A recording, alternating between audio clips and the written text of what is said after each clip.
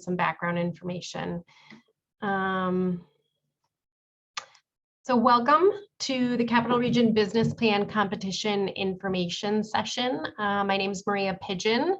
I am the Associate Director of Community and Economic Development at UAlbany, where I support and manage Innovate 518, which is the Capital Region Innovation Hotspot. That program helps startups find the resources they need to commercialize in the Capital Region. I also lead the coordination of innovation programs, specifically the UAlbany Innovation Center, which is UAlbany's incubator program. So just to start, I did my introduction for me, but I don't know, there doesn't seem to be too many people on the call. Bruce and Rick, what do you guys think of us doing a quick go around just to get a feel of where everyone's from? Yeah, that's fine. Okay. I'm just going to name off who I see next on my screen. So Adam Holland, if you want to just give a quick hi and say where you're from. Hi, I'm a business student at SUNY Albany, MBA student. Grew up in Niskayuna, live in Schenectady. Awesome. Thanks, Adam. Sam, you want to go next? Hey, I'm Sam. I'm from Ignite U, a resource here for entrepreneurs in the Capital Region. So just kind of watching this to share any opportunities with any entrepreneurs that come our way. Kelly. Hi, my name is Kelly Reardon-Slacher. I run the Entrepreneurship Center at RPI and hope to get lots of RPI teams in the competition this year. Thanks, Kelly. Chris Herrera. Hello, my name is Christopher Herrera. I'm a UAlbany student, business administration transfer from Dutchess Community College. My concentration is entrepreneurship and marketing with a minor in leadership, and I'm here for the information. Thank you. Thanks, Chris. Melanie. Hi, I'm a second year MBA student in the full-time program, and my concentration is entrepreneurship. Thanks. Great, thank you. Who's next? Spencer. Yep. Hi, I'm Spencer. I'm also in the second year of my full-time MBA program, and my concentration is on entrepreneurship as well. Great, thanks, Spencer. Marie. Hi, my name is Marie. I'm also a second year MBA student, and my concentration is it's entrepreneurship too. Thanks, Marie. William. Hello, I'm William. I'm a student at the College of Nanoskills Science and Engineering at SUNY Polytechnic. Thank you for having me. Thanks, Will, for joining. Mark. Hey Maria, I'm a Siena graduate student. I actually participated in the New York State Business Plan competition last year, but I work for the Research Foundation for SUNY. I think we met a few weeks ago at the E-Tech building. So I'm just really here for information. Nice. And if you have any tips you want to share too, so you can through it. Thanks, Definitely. Mark. Thank you. Yeah. I see Sienna is here. Is that Chris? Yes, this is Chris Canavan, Assistant Director at the Stacks in Siena College, and we're looking forward to learning more about the competition this year. Awesome. Thank you, Chris. Thanks for joining. I don't think I missed anyone, so let me just get started. So to start, we'll give you just a brief background and tell you what the New York State Business Plan competition is all about. We'll also give you some important info, some requirements, some things to look for, things you should be aware of, including the timeline, upcoming deadlines, both for the Capital Region competition and for the state competition. And then after I'm done with my part, Rick Neff, who's on the call, who's the entrepreneur in residence of the UAlbany Blackstone Launchpad, will provide you with some good tips on preparing your pitch. Bruce Toyama is also on the call. He actually wears two hats. One is as the EIR for Innovate 518, the UAlbany Innovation Center, and then the other as He sits on the committee for the New York Business Plan Competition for the state. And then we can end with questions and answers, but feel free to raise your hand at any time. We want it to be more interactive. We don't want us just talking to you. So just to start too, as you can see, I put on this main slide what the NYBPC mission is, and I'm going to shorten to say NYBPC instead of the full name just to save myself some words. But the true mission of the program is to provide a robust, fair competition for students across New York State to promote entrepreneurship and start new ventures. So really the competition was started about 14 years ago, maybe a little bit more, but it really gives students across New York State the chance to share their innovative ideas. Okay, so about the New York NYBPC. So there's two levels of the competition. The first level is the regional competition. So we are the capital region.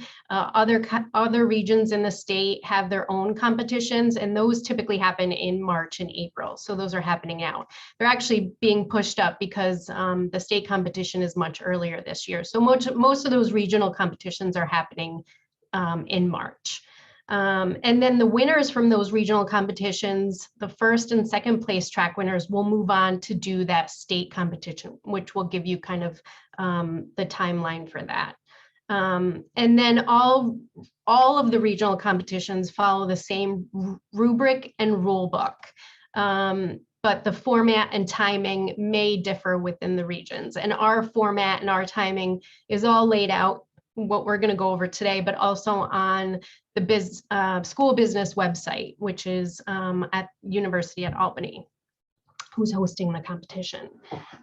So students are assigned to one regional competition, and that's based on the location of their school.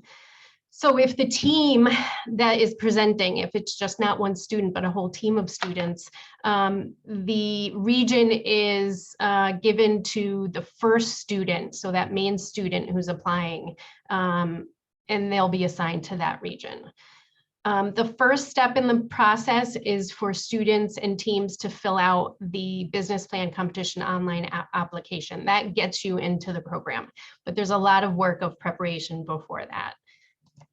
And we'll talk about some things that you need to start doing. So student eligibility, the teams. So any student that's a graduate student, an undergraduate student, community college students, part-time, full-time, any that are accredited New York colleges and universities during the current academic year are eligible to apply. Students who graduate during the fall semester, so if they've just graduated, they are eligible to compete in the competition. Teams may compete in only one region. We've actually have had in the past folks trying to apply to 2 different regions, but it's only one region that you can apply to. Grand prize winners from the previous competitions are not eligible to participate, but students can participate again with using a different, idea or company.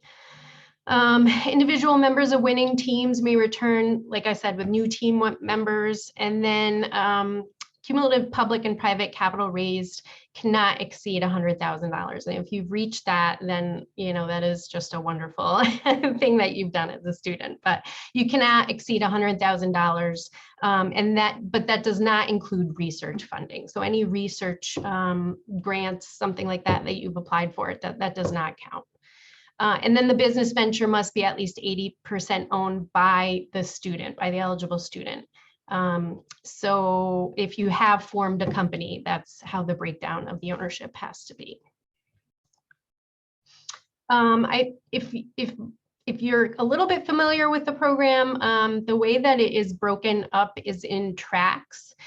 So these are really categories, and that happens across all levels of the competition. So whether it's the regional or the state, and it's consistent on what those tracks are. So students are assigned tracks by the NYBPC organizers, and that is based on your self-identification of what your venture and your team is. So you do that self-identification during the application process. So when you go through that application, you're going to see multiple tags or words that relate to what your venture or team is, and you're going to select those different tags. And then so in the past, students have selected their track, but I think what has happened, and Bruce can probably talk more about this, is that, you know, they fall into a wrong track, or they're maybe reassigned to a wrong track.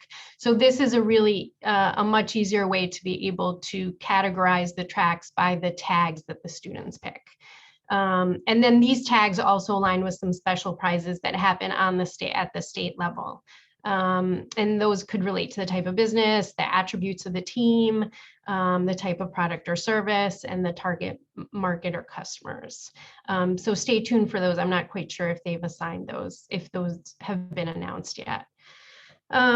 Tracks are also defined by industry, innovation, and technology themes. And then the like I said, the NYBPC organizers at the state level will assign the track teams based on the tags that you've chosen, and then they'll let you know about what that is. And then all tracks are judged the same, using the same criteria, the same rubric. So one track will not be easier than the other. They're all judged exactly the same way. Presentation guidelines. Some things that we'll talk about here are really just the requirements, some of the content and how you can best kind of coordinate that and present that. Rick will give you some good pointers, and Bruce as well may be able to add something. So in the application, you'll be required to submit a link to a pitch video, a slide deck, and brief written remarks to be shared with the judges. They're doing this at the state level as well. For the Capital Region, we are doing all the track competitions.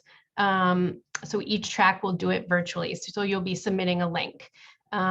So for the Capital Region, the final submissions are March 16th by the end of the day. So by 11:59 p.m.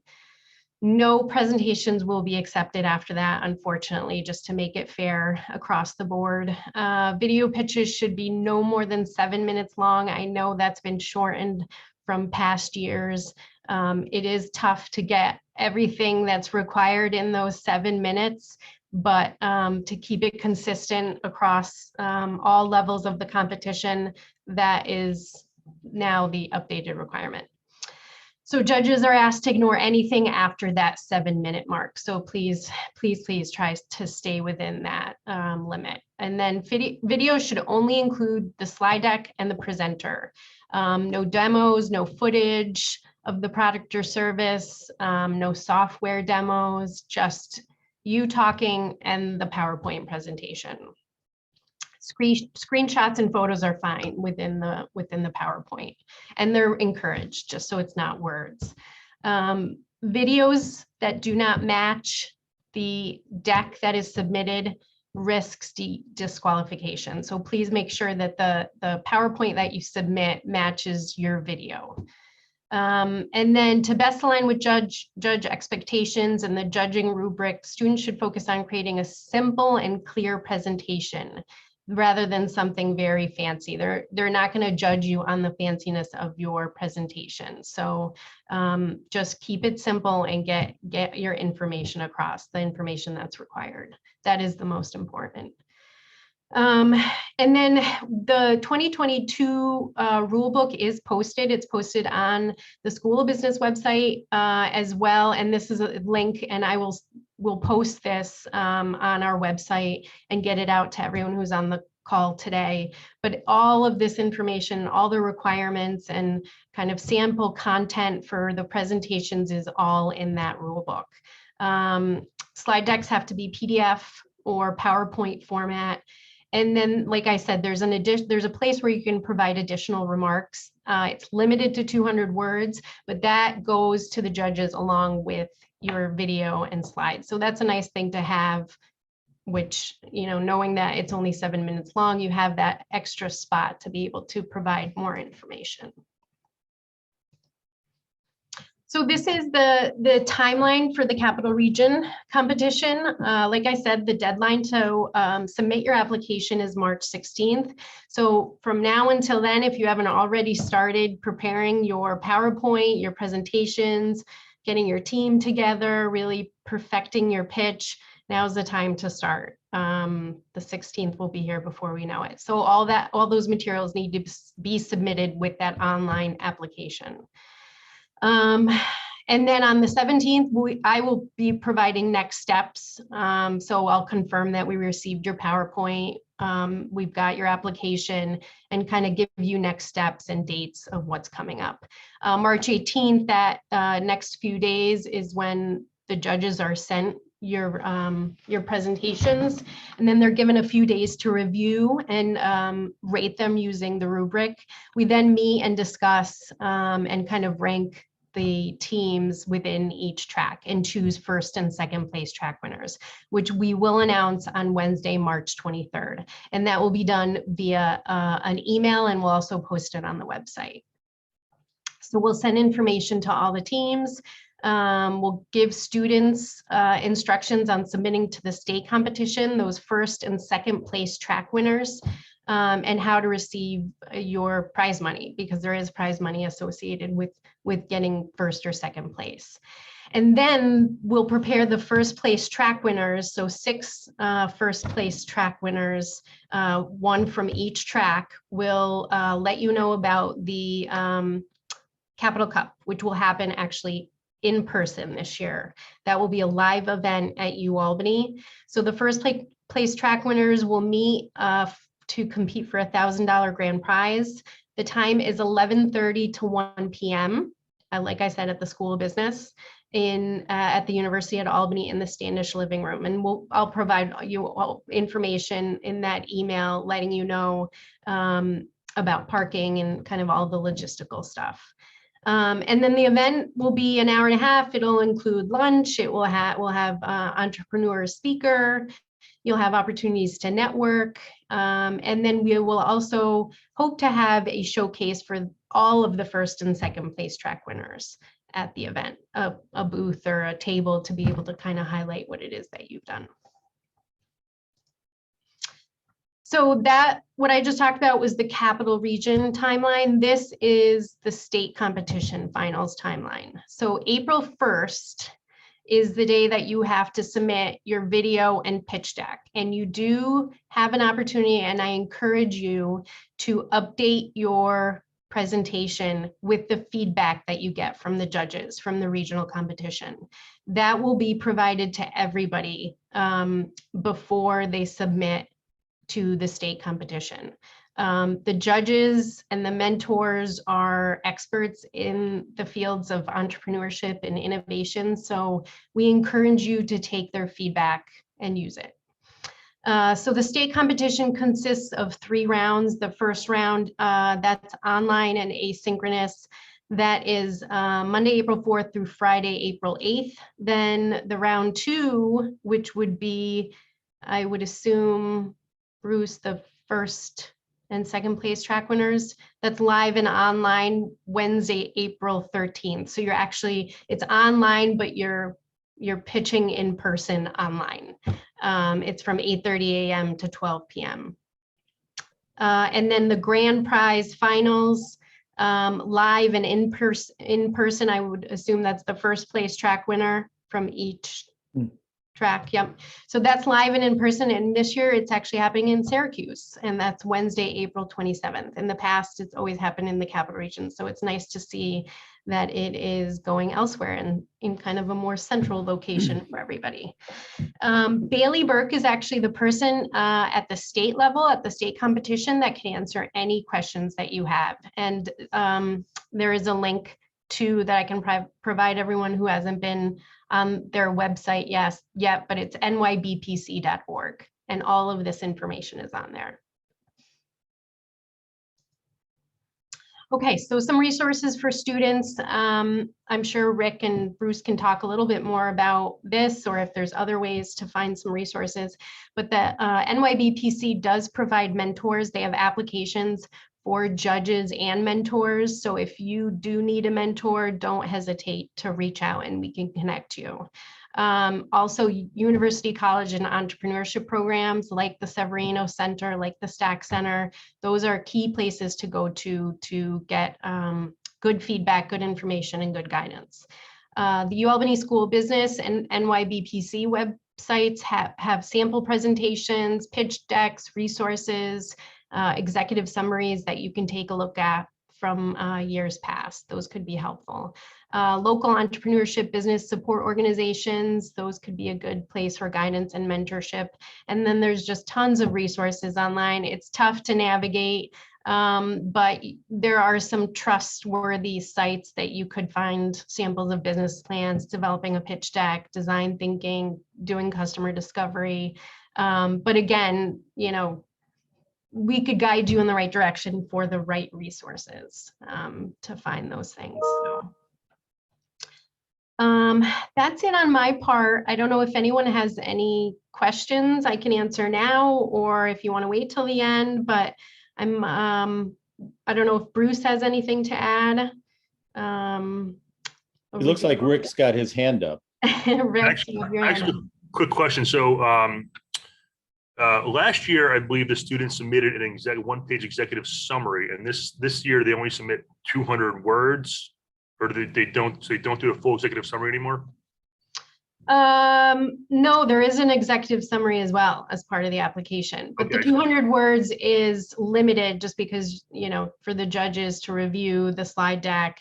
This is just something quick to have for the judges to view. And one more question that maybe the students in here would be interested in, but maybe I haven't asked: can the slide deck that they submit include an appendix that is not included in the video? Yes.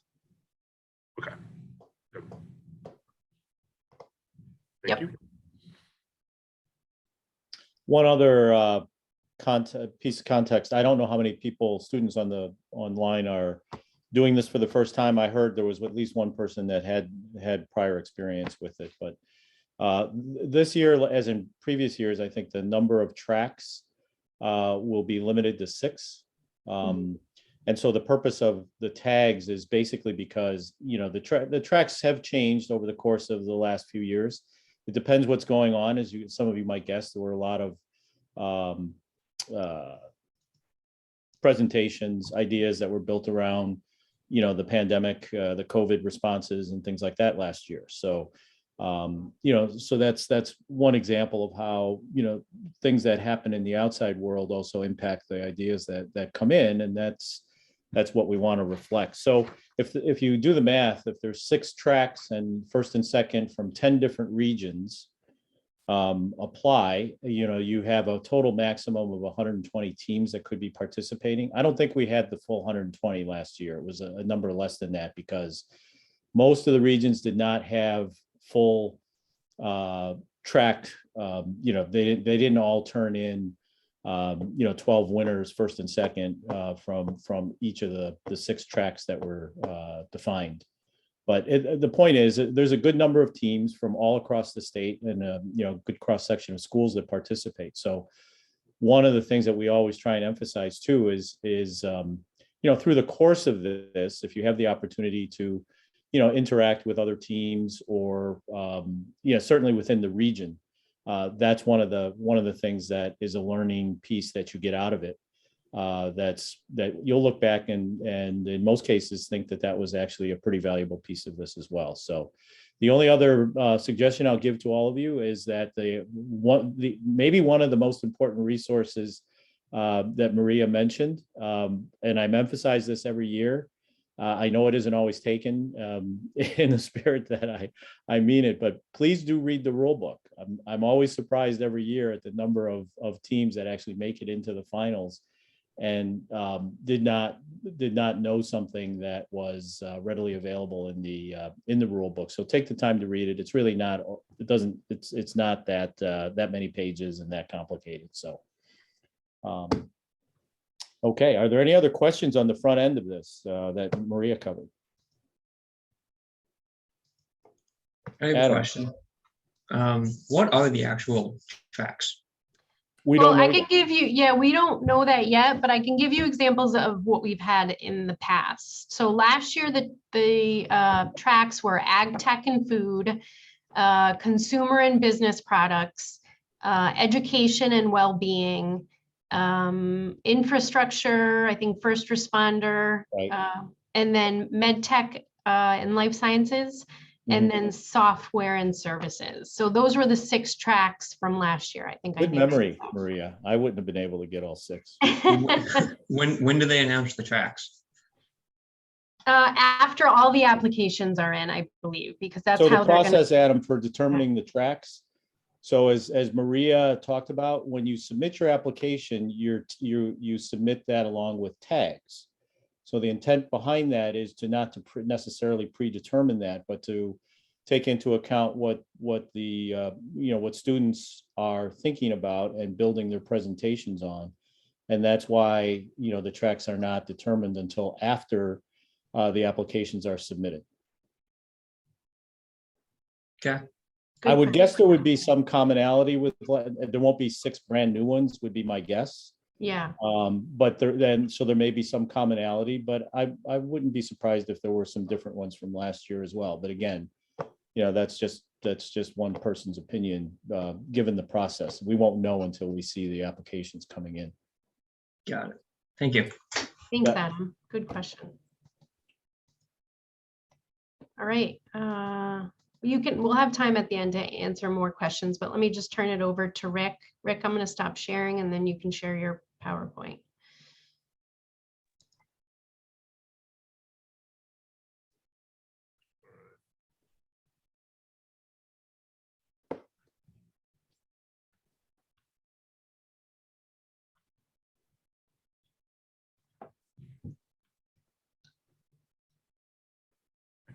I'm getting there. Finding I got too many screens open. No worries. No. All right.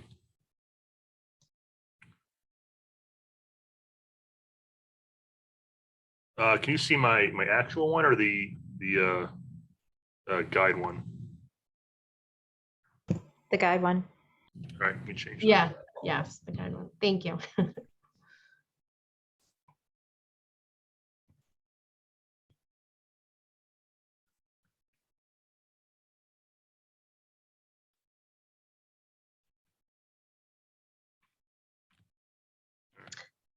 Rick, I think you need to do it first. So you do it from your view, the presentation.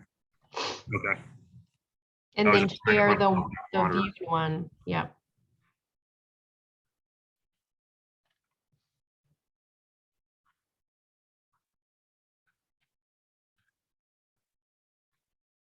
All right, I still can't do that. All right, I'm going to unplug my second monitor, so hopefully it doesn't do that.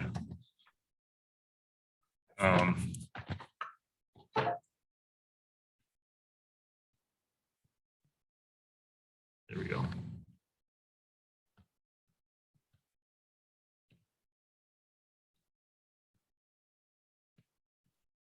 All right, looks good.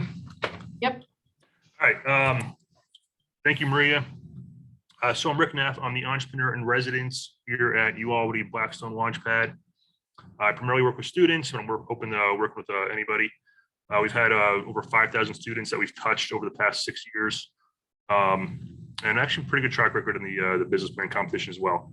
So this is I'm going to run through the old business plan competition guide slide deck from the New York State Business Plan Competition organization with my own notes on it, and then after that, I'm going to run you through a slide deck example that I use to help prepare my students for the competition. So right off the bat, I want to mention that it's called a business plan competition, but I like to refer to more of a startup competition. A business plan is something that you write in your dorm room or your office, and it's usually a work of fiction. What we want to see, what the judges usually want to see is, customer discovery, traction, a viable growth plan, and a good, kind of end state of what you're striving to reach. Attraction being a really critical piece. So it's not just about writing a good idea out and theorizing, how you're going to market it and sell it and develop it, but actually getting traction and starting to do that. And that's what we've seen has had the most success in the past. So as you see right from the first slide, they used to allow 10 minutes. Now it's only 7 minutes. So the trick here is based on these slide decks, what am I going to include, or what should you include? What should you exclude to tell your story? So also I recommend using a full screen 16:9, not 4:3 like they have for your template. All right, so they recommend 10 slides. That's a little low. You might want to have a couple more than that, especially if you split some of the slides into 2 pieces. And also you can have an appendix which might add a few slides as well. Don't have too many technical slides. Your judges care more about the business aspect of your idea of your startup and not so much how it's done. Your customer doesn't care either. Your customer does not care how you solve their problem, just that you do solve their problems. Whether you're using advanced technology or whether you're using, kind of good old just getting it done, the customer doesn't care, the judges don't care.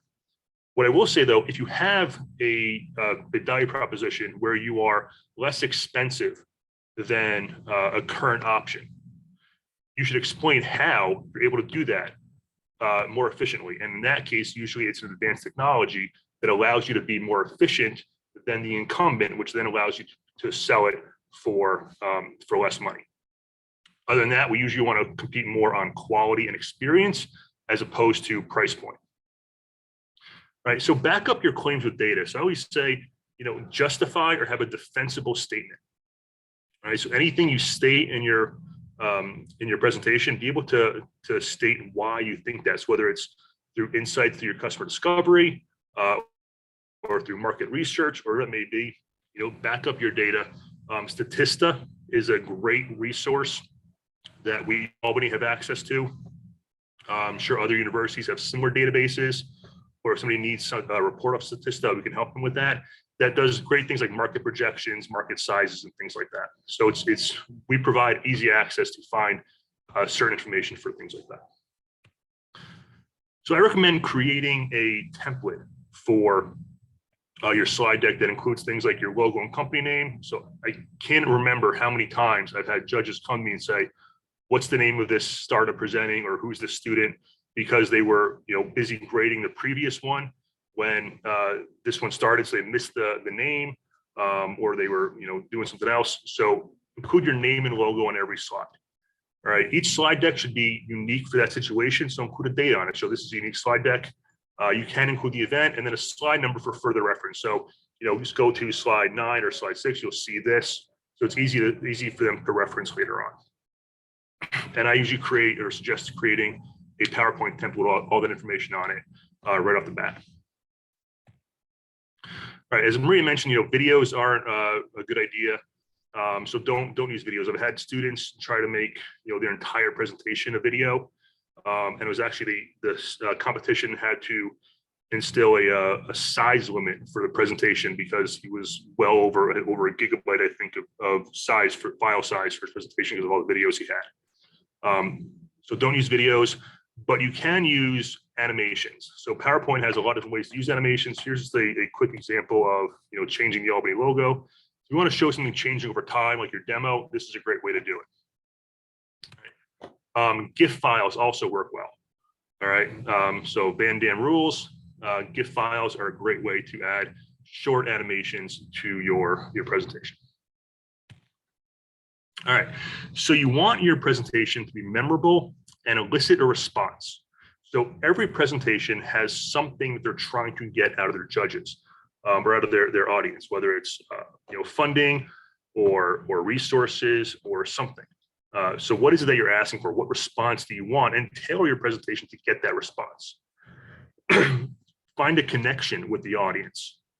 Relate to the judges in some way so that they can quickly remember or think back to your presentation, and they can relate it to their daily life in some way.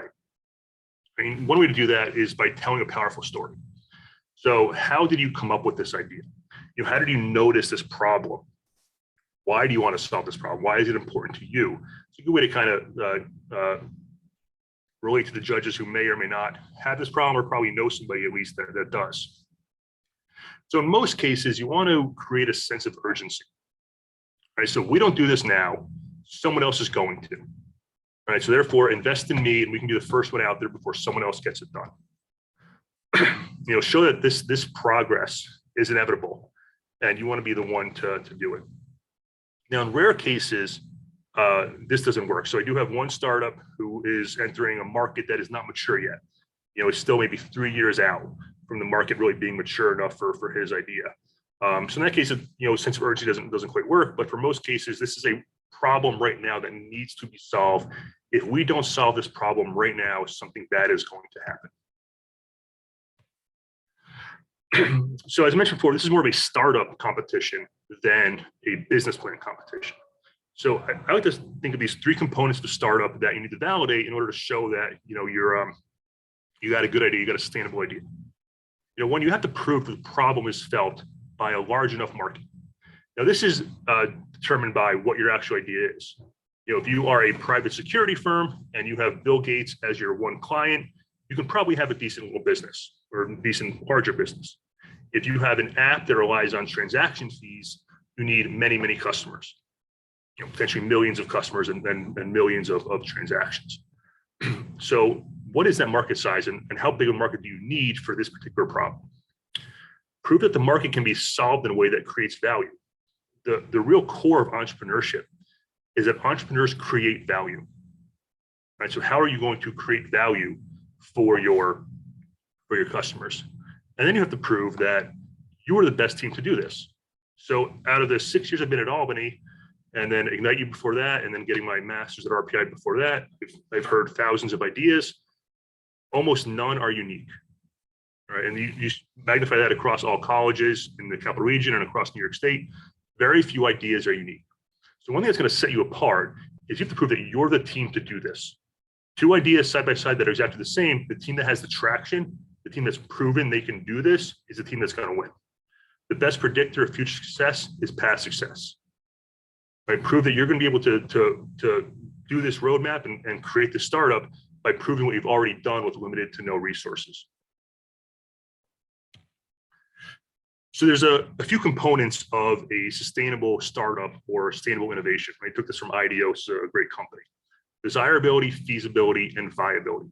And once you launch, you need adaptability. So over the course of this presentation, you need to show that your idea is desirable, it's feasible, and it's viable. And so we're going to go ahead and see how to do that through this presentation. Remember, you only have 7 minutes, so you can't use all these slides. You got to pick and choose which ones are most effective. All right, so let's start with what the actual presentation will look like. 1, quick title slide. Company name. They say value proposition. I like to have a quick tagline here. All right, so 15 words or less is not really enough to explain what your idea is, but something quick, a few words, quick tagline, or maybe a very, very brief elevator pitch. Start off with the problem. All right, what are the challenges facing the customer? Try to use metrics if you can. You can use testimonials from customer discovery to show that this market has this problem and it needs to be solved now. This is also a great place to engage with the audience when you're live, obviously. Asking a quick question like how many people have had this problem or done this or felt this or know somebody that has. And then they can kind of understand, they begin to understand the problem and realize that how big this market potentially is and how big this problem potentially is. Then go into your solution. All right, so describe the product, features, things like that. You don't need to really talk about the technology here. We can get into that later. And explain how it solves a problem. They say in a way that is disruptive, really is any way to kind of solve a problem that creates value. If you can show your solutions, we have a website, you have an app, you have a physical product, show that here. CAD models work great, in person, physical prototypes work great. I'm sure you all saw the video from Josh Aviv on LinkedIn that your business plan competition put out. He had a 3D printed box as his prototype for his mobile charger that he brought to the competition. That helped him win the competition. So having a physical prototype, if you have a physical product, or a digital prototype if you have an app or a website. After you describe what the solution is, go into the value proposition. So how do your customers actually benefit from this? You describe the features, I'll talk about how those features actually provide a benefit to your customers. So I like this visual format here of 3 images going across. Your presentation should be mostly visual, and the words should back that up. So very little words on the slide deck, because you will be presenting. You don't want the slide to take away or distract the audience from what you're saying. You want it to reinforce what you're saying. So 2 to 5 images across the slide is a good rule of thumb. All right, so think about, value propositions can be pain relievers, gain creators, can be qualitative or quantitative. How is the benefit that your customers are getting? The most common value propositions that I found are comfort and convenience. So what does that mean to your customer? What is comfort to your customers? Is it security or something else? What is convenience? Is it efficiency? Is it timeliness? All right, so how does your customer get that benefit? All right, next go to market size. So again, you need a large market, you need a certain market depending on what your idea is. Large market usually trumps all. So be specific here with how large your market is, what the growth rate is, et cetera. They have a TAM, SAM, and SOM graphic. You don't necessarily need that. Bar graph showing market growth has been successful in the past. And you can talk about your beachhead market as well and how you plan on growing to that larger market in a roadmap later on. It's your business models. How are you going to generate value? So what are you charging? How much are you charging and for whom? All right. They say talk about your target customer here. I like to have a separate slide mentioning who your actual customer is, describing your customer demographics, psychographics, et cetera. So you could add that to this slide or have a separate slide for that. What's your go-to-market strategy? Right, so who is your first customer? So within your customer segment, all right, either it's a beachhead customer segment or a larger customer segment that has a small subset that really feel this problem now. They need a solution now. That's your first customer. Right, how do you find them? How did you find them? How are you going to sell to them? And then how are you going to grow to the larger customer segment from them? So your growth plan. Also your competitive landscape. So I can't stand it when someone says that they have no competition. Everyone has competition. If there's no competition, the problem is not worth solving. So you may not have direct competition, and that's fine, but you have competition in some way. So understand what your competition is, how your customer is currently solving or trying to solve this problem, and then explain how you're different and better than that current solution. So it's a few competition slides you can use. If you have direct competition, something like this table slide. So if you have a value proposition of we have more options or more features or better options in the competition, a table like this works great. All right, I like to use something like this where you show, kind of a range and how you're better than the competition on these 2 key features. So it'd be like, cost, efficiency, et cetera. So we're less cost and more efficient. That'd be a good example to use for this.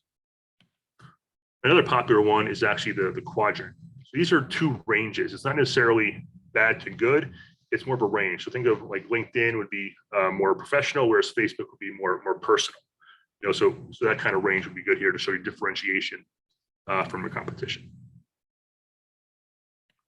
And finally, there's the pedal diagram. This one is kind of difficult to pull off. I don't recommend it for the most part. There's 2 ways to do it. One is the customer segments and adjacent markets in each one of the pedals and show how you're targeting all of them.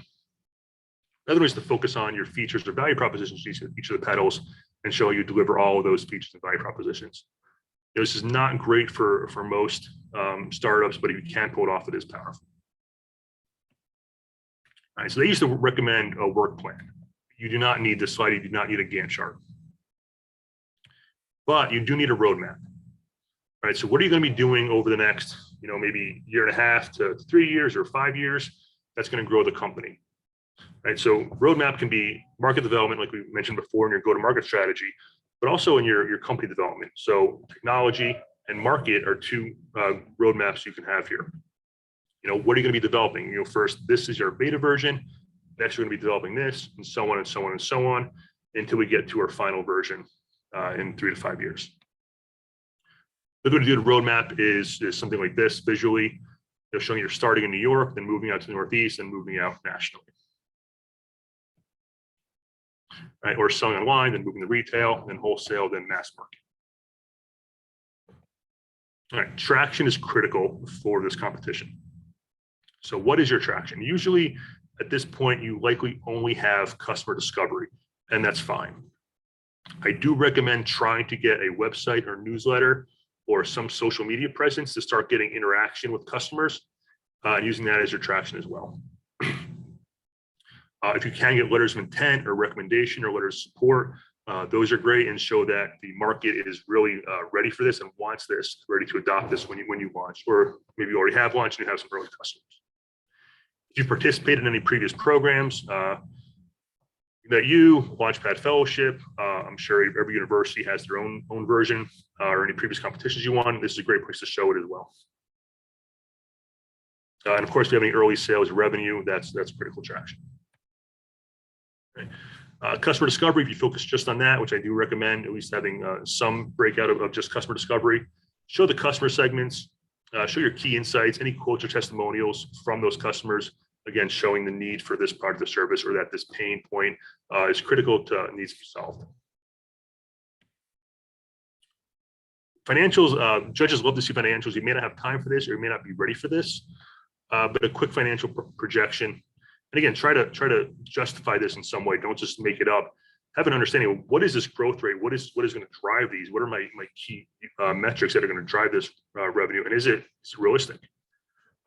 We don't expect you to understand or to know, to the dollar what your revenue or profit is going to be in 3 years, but we want to see, judges want to see that this has growth potential. This can be a multi-10 million or multi-100 million or multi-billion dollar a year business at some point in the future.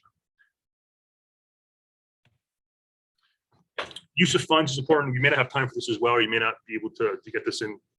But if you are looking to raise money, and most of these pitches are geared towards like an angel investment style pitch, have a use of funds. What do you need the money for? And so here's a quick breakdown of how you plan to spend the money, and explain how this is going to help you get to that next step. So tie this into the roadmap. Finally, company name and your management, your team. So who's on your team? Who are your advisors? Any organizations or incubators or support organizations that have provided assistance to you? You can put that on here.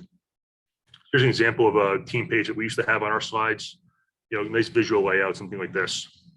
You could have contact information as well. If you have business emails, definitely put those on here, and website as well.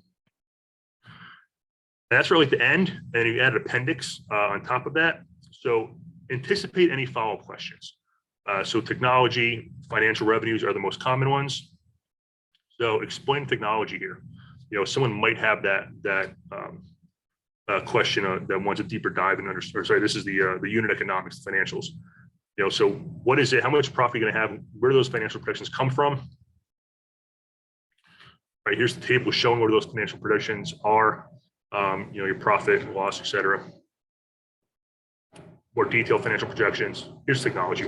So if someone does have a question on technology, show yes, we are developing, or we have developed, we have a patent or a patent pending or a license for this advanced technology that we developed with whatever grant money.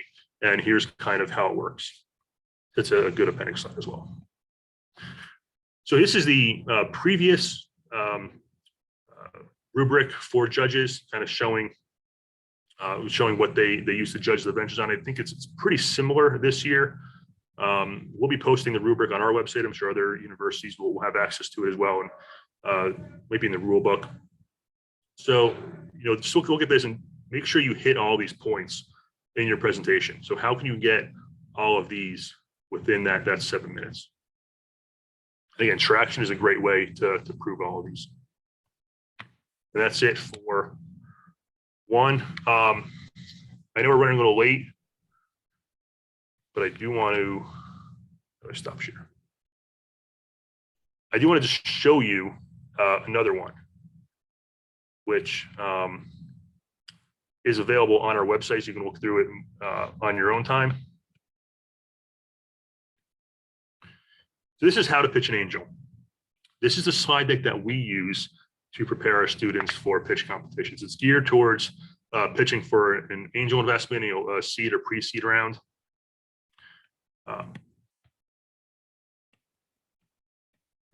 So they actually use, so here's their 12 recommended slides. And they're using the iPhone as the example. So what's great about this pitch deck is it actually isn't, it's not just words on a PowerPoint. It actually uses a live example of how you should lay out your pitch deck. All right, so intro, quick tagline, problem, solution. All right, so they do solution two sides. One, they show what it is, then show the features. They demo it, the market size. They do twice. So first they do the overall market size. This could be, it's a $10 billion a year market. And then they go, who is the actual customer? What are the demographics? They split that up, which is a great way to do it. So it's not just demographics like, 18 to 45-year-olds. It's also a little bit of behavioral. There's something else about them that separates them from other people in that demographic. Business model, how they make money, proprietary technology, or your competitive advantage or differentiation if you don't have a proprietary tech. Who your competition is, how you're better and different. Again, comparing yourself to the competition. Your marketing plan, so how you plan to reach your customers. Your management team, any traction you've had so far, so early sales, any programs you participated in, your customer discovery, any partners you've spoken with, any technology development grants you might have gotten in the past, financials, how you're going to spend the money, and that's it. And then any appendix. So this slide deck is available on our website. You can also find it online by searching how to pitch an angel. Any questions? So we'll be posting this video. This session has been recorded, so we will be posting the link, and I will send it to all of you via email as well. So you'll get that link, and then I'll provide my presentation because it does have live links in it that you can use. Rick, if you can send me what you just showed, and if you're willing to share your slides, I can share those as well, because I know that was a question.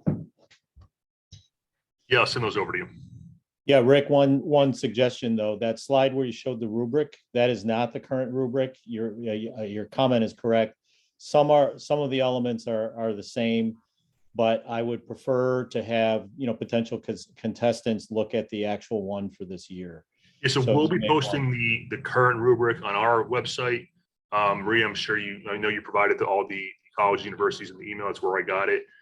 So they can probably provide it to their students, or you can post it on our website, and we'll get that. I'll post it. Yep, I'll post it just so to everyone avoid has any it. confusion. So because hopefully everybody will look at that, and it should be the current one. Yeah, and they should look at that for sure. I'd also like to note that one of the regional support organizations, which I highly recommend working with, is 1 Million Cups. So do not wait until the presentation, until the competition, to do a live run through of your presentation. Practice as often as you can. And 1 Million Cups provides a great platform for you to practice that and actually pitch to a select, small but qualified group of local entrepreneurs that can provide feedback, help you, connections, things like that. So I do recommend contacting 1 Million Cups to help with your pitch prep and practicing your presentation. Yeah, perfect. Any other questions? We have a few more minutes here. Be happy to answer anything. Okay. Including from those folks who are running, the competitions at their schools, like Kelly. And Kelly, full disclosure, is also on the steering committee for the NYBPC, state group. Yeah, thanks, Bruce. Sorry, I forgot about that. Yep. Oh, she didn't say it, but I figured that she would, she does have a long history and a perspective on this. So any comments or questions you have, Kelly, would certainly be welcome.